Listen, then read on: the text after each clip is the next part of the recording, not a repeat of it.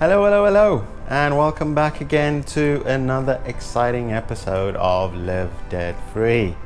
Look who I have with me here today. That's my daughter Ava. Our son Jackson's sleeping, by the way, thankfully. And my lovely wife, who's going to be leading this again. Hi guys. For us today. So I hope that the new year is treating all of you well. We are in the second month of the year already. Can you believe that? So almost just 10 months till Christmas again. Woohoo! But yeah, we're doing really well. Thanks for all your messages and for the words of encouragement. We're glad that this is helping someone.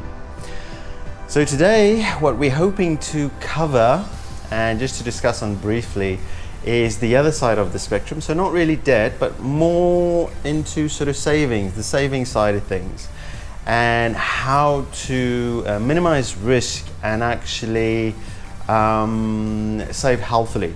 And we'll mainly be focusing on the expat side of things. So if you are an expatriate and mainly for the UAE and you're saving, whether that is for your emergency fund, for college, for any of your savings goals, maybe long term as well, what should you be doing to be the healthiest and most protected with your savings?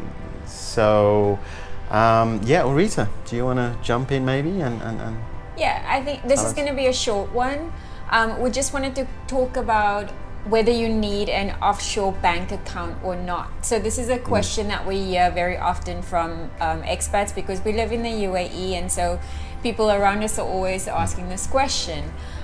They believe the banks here are fine, or if not, they'll get a bailout or something. And so why have another bank account in another country? So we wanted to cover the benefits of having an offshore bank account, and then at the end of the video we'll give you a short list of options which you guys can explore if you are looking. If you are looking, and just remember, these aren't all the options. No, there's so many, honestly. There are many different options. We're just giving you some of the sort of, well, three basically. Three that we recommend, or not recommend really, but three that are sort of for me, I think it's easy to research, easy to find information on it. We'll put a link to the site and you can check it out, get in touch with them. I just wanted to make it simple because there's so many out there. There are there's very all these different options, so it just depends on your preference, but it's just to keep it simple, we've picked three. So let's kick off then. So why do you think it's wise to have an offshore account at all? Yeah, so I'll make it a personal discussion today, right? So I think the reason why we chose that is because of really experience. We've lived here for a very long time, and we found that if you change jobs, you know, and you have a change in your visa, sometimes the banks freeze your accounts. This was like that before. I haven't changed jobs in 10 years now, but thankfully. that was the case, right? So we're really considering an offshore account to protect yourself. For example, if you're changing jobs and your accounts are frozen and you need access to funds, it's very helpful that you have a bank account that's not tied to your job necessarily. So it's just having access to funds that is not directly tied to the regime that you're in. Regime sounds like a negative word, but I don't mean for it to sound that way. But yeah. And so so it's just a safety net. We had an experience recently in the UAE where one of the banks went offline for a weekend.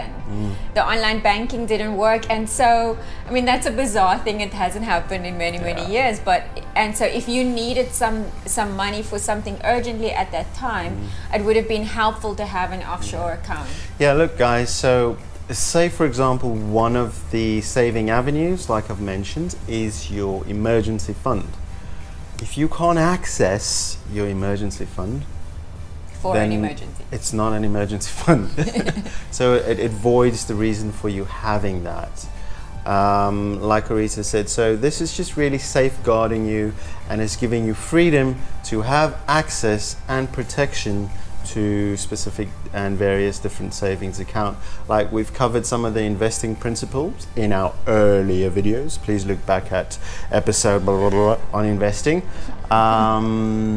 Is that you don't put all your savings or investments or your eggs or your grapes or anything that you like to affiliate it with in one basket. So this is just diversification, which is just safeguarding you. Don't you think that's right, Ava? Yes. Yeah, so like we said, in the event of a job change or death, I mean, God forbid, it's good that the family members have access to a different avenue to where you're living. It's very, very important for expats. For us. So I think the next benefit is do not have your emergency fund mixed in with your normal banking and your normal day-to-day funds, right?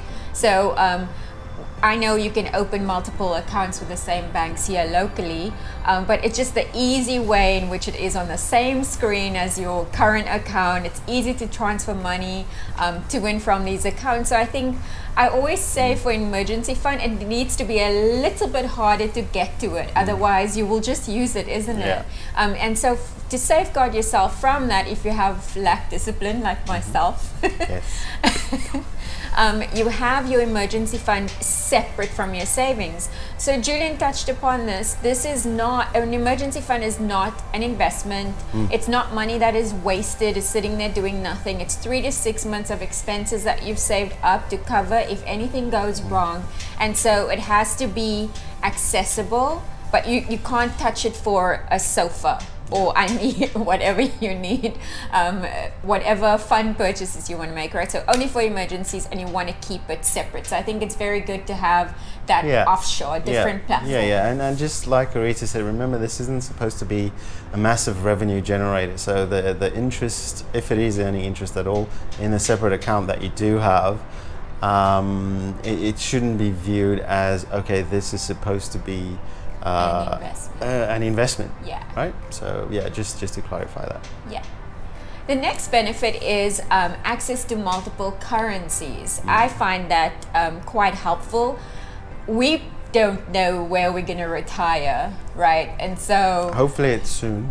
No, but so we've chosen to do our savings in US dollars because it's pegged to the UAE dirham, which so it makes sense to us for now, and we hope that it can be set. So whatever, or for example, if you think you're going to retire in England, maybe you would want your savings, your emergency fund, everything to be in British pounds. So it's just that the offshore account gives you an opportunity to have your money in a very, very different currency to where you're living at the time. You could be in Singapore, you could be in Hong Kong, China, Greenland, we don't know, wherever. But it just gives you that option to that save. Flexibility. Which is really good. And then the final point, before we give you some examples of which banks to contact for an offshore account, is what is the final point? The final point is there are tax benefits to this as well. Now, a lot of people, when they hear offshore banking account, they probably think it's illegal because we watch too many movies. But it's not really. In certain jurisdictions, if you get taxed on your worldwide income, the Americans do that, they will have to check out what are the tax laws around the jurisdiction where they're putting their offshore account. We check the same. So look at your particular individual circumstances and make sure that you're covered from a tax perspective. So that's the last point we want to touch on in terms of benefits of having an offshore account. And I like that Arita said, the connotations attached with offshore accounts. You're not Juan Pablo or anything like that. The other thing or stigma that's attached to this is you don't need millions and millions and millions to have offshore accounts either. And it's easy to open, you're protected, it's diverse, you got the flexibility of currency. and yeah. Yeah, I actually forgot. There's one more thing. In certain jurisdictions, like in Switzerland, they also have this insurance, so you're covered for deposits up to 100,000 euros. So I think that's also good. Yeah. In terms of giving you peace of mind about the jurisdiction where you're keeping your emergency fund. Awesome. So on that note, have a look at the slide that's coming up on the screen currently, and we'll just walk you through the 3 options. So option number 1. So briefly, we have, I put it on Standard Bank because, full disclosure, we have a Standard Bank account. The account number is? They are, I wouldn't say it's easy to open, but they walk you through it. I must say they are very, very thorough with the checks that they do before opening your account. And so actually that gives me peace of mind, that they make sure that they do their full anti-money laundering checks, their KYC checks. So Standard Bank is the first one. The second one is Swissquote. Okay. Swissquote is really where we do our investing. So it's also an investing platform. And so a lot of people may, if you don't have an investing platform account yet, you may want to look at Swissquote, because you can do it you can have cash there as your emergency fund, and then you can use the same platform for your investing as well. Now this will get tricky because you might mix your funds, so I don't necessarily advise that, but I think it can be an easy starter thing. The table that we showed also has the minimum amounts and the links to the website, so have a look there. And the final one? The final one is HSBC. Have a look at their website. They also an option. I believe if you're a premier customer in your country where you're living, you can get there's no minimum required for the offshore account. So have a look at them. There's so many more. There's Lloyd's, there's Barclays, there's Santander. There's just so many more. Yeah. But yeah, it's difficult for me to put them up. But we have Standard Bank, so we put up Standard Bank. We have really good experience with them. Swissquote, you can get a debit card for a fee as well.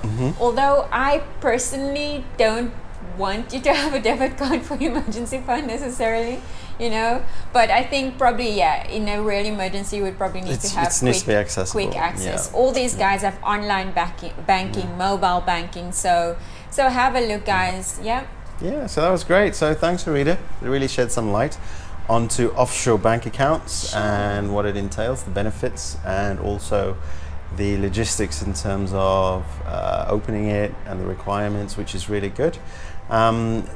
We are excited because Rita may be now delving into the other side of the business, so it's not debt and just getting out of debt and savings, but she's now thoroughly researching and putting together a business plan for the investment side of things, because I think in the region that we're in, it's lacking to get an independent advisor, just to give you some good advice into the options, the availabilities, the risks affiliated with it, without being tied down and having lots of interest charges and all the penalties. Tied down to selling a product, right? And selling a product. Yeah. So if you guys are interested in that side of things, do give us a shout out and a thumbs up as well.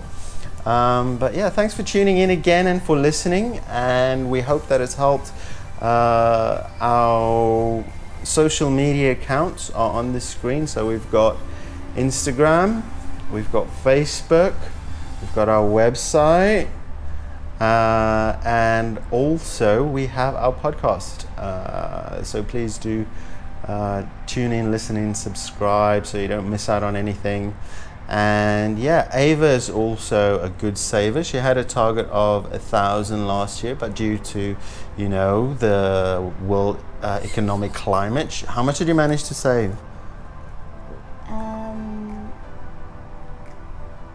Do you remember? This year? How much do you have in savings? How much do you have? 1,089. 1,089. So she's doing great. Good job. She's not got an offshore account as of yet, but it's something she's considering. I hope you learned about offshore accounts. So we thank Ava for being with us. Thank you for joining our family. We love you guys. Keep well, keep safe, and Make that change.